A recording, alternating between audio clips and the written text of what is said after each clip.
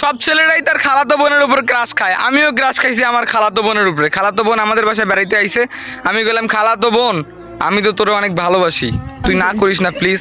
তখন খালাতো বোন কইলো আরে ধর তোর মতো কত ছেলে আমার পিছনে ঘোরে, তোর কোনো টাইম নেই, যা ভাগ। আমি বললাম যে শোন বিশ্বাস কর খালাতো বোন, তুই ছাড়া আমার কেউ নাই, তোর ছাড়া আমি বাঁচতে পারবো না।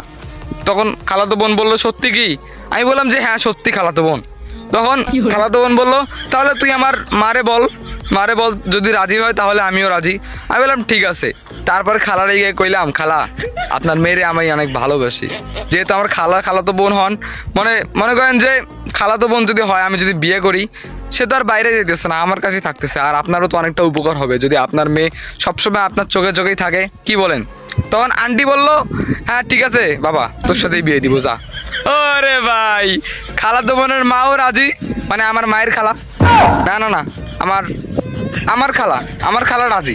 তো এখন আমি বললাম আমার মারে যে মা আমি খালাতো বোনরে অনেক ভালোবাসি, তারই বিয়ে করতে চাই।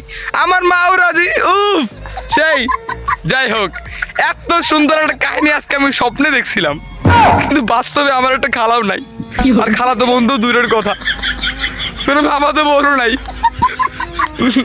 আর আমার তো খালা নাই, আমার মায়েরও খালা নাই, তার বোনটা হইব কেমনে?